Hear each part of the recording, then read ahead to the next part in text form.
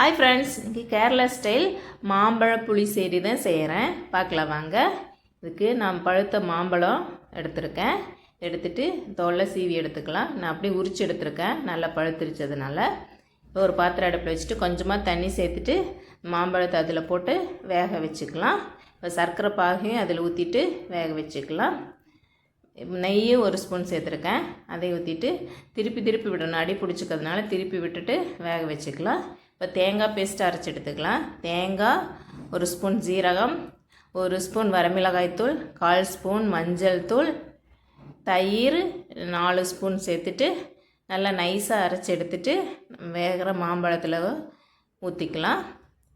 இதில் ஊற்றிட்டு இதுக்கு தேவையான அளவு உப்பு சேர்த்துக்கலாம். சேர்த்துட்டு நல்லா கொதித்து வந்ததுக்கப்புறமா தாளித்து கொட்டிக்கணும். கடுகு, கறிவேப்பிலை, வரமிளகாய் போட்டுட்டு தேங்காய் எண்ணெயில் தான் தாளித்து கொட்டுறேன்.